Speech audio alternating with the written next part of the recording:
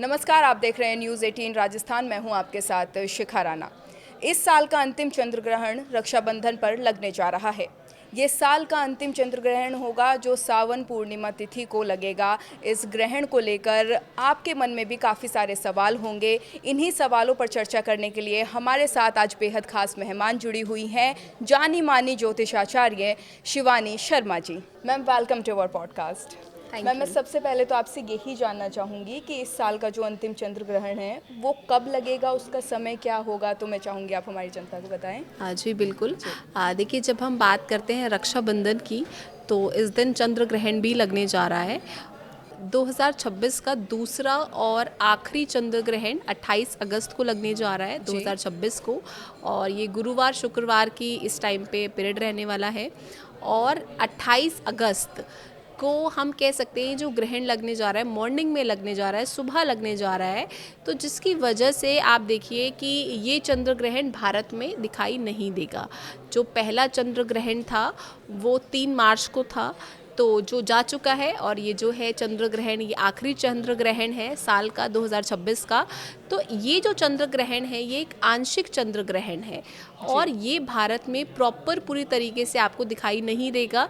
तो इस वजह से आपको यहाँ पर बहुत हद तक बहुत चीज़ों के नियम फॉलो करने की ज़रूरत नहीं है। आपको रक्षाबंधन का त्यौहार है, आपके मन में बहुत सारे वहम आ रहे होंगे, क्या मुझे मनाना चाहिए, नहीं मनाना चाहिए, तो उन सभी चीज़ों पर हम चर्चा करेंगे।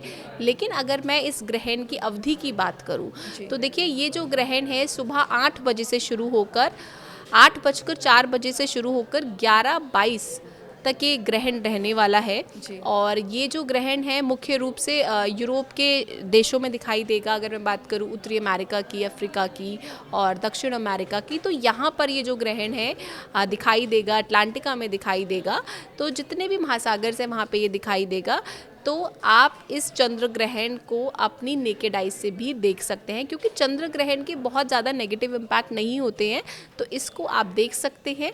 लेकिन हाँ, जैसा मैंने पहले भी बोला, ये जो चंद्र ग्रहण है भारत में दिखाई नहीं देगा। तो मैम, मैं अगर आपसे पूछूं कि इस वाले चंद्र ग्रहण का जो सूतक काल होता है वो कब से लगेगा? देखिए, जैसा मैंने कहा कि इस ग्रहण में सूतक काल नहीं लगेगा, क्योंकि जो चंद्र ग्रहण है ये भारत में दिखाई नहीं देगा। उस समय किसी भी जुड़े धार्मिक कार्य या नियम बहुत ज़्यादा लागू नहीं होंगे। तो मैम, मैं अगर आपसे आगे पूछूं कि हमें इस टाइम पीरियड में क्या करना चाहिए, क्या नहीं करना चाहिए? देखिए, अगर हम चंद्र ग्रहण के दौरान की बात करूं, टाइम पीरियड की बात करूं, तो एस्ट्रोलॉजी के पॉइंट ऑफ व्यू से ऐसी मान्यताएं हैं कि आप अपने मन को शांत रखें सबसे पहले, और बहुत पॉजिटिव रहें, पॉजिटिविटी बनाए रखें और लड़ाई झगड़े से बचें।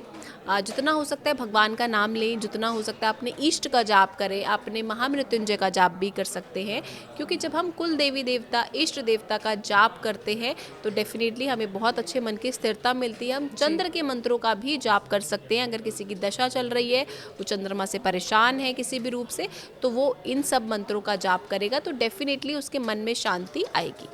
तो मैम, अगर मैं आपसे आगे बात करूं तो इस वाले चंद्र ग्रहण में क्या संयोग बन रहे हैं? देखिए, जब हम चंद्र ग्रहण की बात करते हैं 28 अगस्त को जो लगने जा रहा है, इस टाइम पे आप सोचिए ये साल का आखिरी चंद्र ग्रहण है और रक्षाबंधन का त्यौहार भी इस दिन मनाएंगे।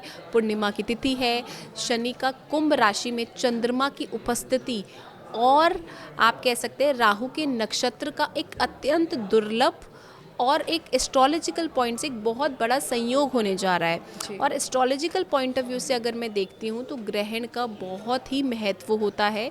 और जब हम बात करते हैं चंद्र ग्रहण की, तो हमारे मन पर बहुत हद तक प्रभाव डालता है, क्योंकि मन और मस्तिष्क में हमारे बहुत ज़्यादा उथल पुथल होगी ग्रहण के टाइम पे। और ग्रहण के बाद भी कई दिनों तक आप समझ सकते हैं कि बहुत ज़्यादा आपका मन अशांत रह सकता है। तो कोशिश ये करें, जितना आप भगवत नाम लेंगे, जितना आप अपने इष्ट को याद करेंगे, उतना ही ये जो ग्रहण है आपको इसके नेगेटिव इम्पैक्ट देखने को कम मिलेंगे। तो मैम, अगर ग्रहण खत्म होने के बाद हमें क्या करना चाहिए? देखिए ग्रहण ख़त्म होने के बाद अगर आप मुझसे पूछे तो देखिए सबसे इम्पॉर्टेंट है कि जब भी ग्रहण ख़त्म होता है तो आप अपने घर की साफ़ सफाई ज़रूर करें, जी। आप अपने घर को शुद्ध करें, आप स्नान ज़रूर करें, आप दान ज़रूर करें जी। और जितना आप दान करते हैं वो बहुत शुभ माना जाता है। और ग्रहण ख़त्म होने के बाद जितना भी हो सके आप अच्छे कार्य करें, घर के अंदर जितना भी हो सकता है पॉजिटिविटी लेकर आए, अपने मंदिर को अच्छे से धोएं, आप पूजा पाठ जो भी आप करना चाहते हैं आप ज़रूर जी। करें। और जो भी दान आप करना चाहते हैं, अगर आप मुझसे दान पूछेंगे तो जितना भी हो सकता है आप सफ़ेद चीज़ों का दान करें, आप दूध का दान कर सकते हैं, आप चावल का दान कर सकते हैं, आप अन्न का दान कर सकते हैं, सफ़ेद कपड़े का दान कर सकते हैं। तो जो भी आप दान करना चाहते हैं ज़रूर दान करें। और अपने घर में गंगा जल डालकर आप खुद भी नहाएं और गंगा जल डालकर ही पूरे घर में आप छिड़काव भी ज़रूर करें। मैम काफ़ी बार माना जाता है कि जो गर्भवती महिलाएं होती हैं उन पे ज़्यादा इम्पैक्ट पड़ता है इन सब चीज़ों का, तो वो कैसे बचे इन सब चीज़ों से? देखिए अगर आप मुझसे बात करें जी। प्रेग्नेंट हैं जो फीमेल्स, देखिए सबसे पहले तो ये ग्रहण भारत में नहीं पड़ रहा। जी। लेकिन अगर आप मुझसे पूछे सावधानी, देखिए भारत में नहीं पड़ रहा है इसका मतलब ये नहीं है कि ग्रहण ही नहीं है, तो ग्रहण तो है लेकिन अगर आप सावधानी लेते हैं तो उसमें कोई बुराई नहीं है। आप कोशिश करें इस टाइम पे आप कटिंग ना करें, कुछ खाएं ना, और जितना हो सकता है आप भगवान का नाम लें, लेकिन बहुत ज़्यादा डर में ना फंसें। कि जैसे बहुत ज़्यादा फीमेल्स के कई बारी मैसेजेस आते हैं कि मैम क्या हमें पाँव नहीं हिलाना, हमें चौकड़ी नहीं मारनी है। अगर आप चौकड़ी मारना चाहते हैं आप मार सकते हैं, आप लेटना चाहें आप लेट सकते हैं, जैसी आपकी बॉडी अलाउ कर रही है आप करें। और आप चक्कर भी काट सकते हैं। तो जितना हो सकता है इस टाइम पे, बहुत ही छोटी सी अवधि के लिए ग्रहण है, तो कोशिश ये करें कि उस टाइम पे आप जितना हो सकता है भगवत नाम लें, आप भगवती को याद करें। जब हम माँ को याद करते हैं तो हमारी लाइफ में बहुत सारी जो प्रॉब्लम्स हैं वो वैसे ही ठीक हो जाती है। Ma'am thank you so much इतने महत्वपूर्ण मुद्दे पे हमारे साथ चर्चा करने के लिए। Thank you so much. Thank you so much. आशा है आपको हमारा आज का ये विषय पसंद आया होगा। ऐसे ही तमाम मुद्दों के लिए आप देखते रहिए न्यूज़ 18। नमस्कार।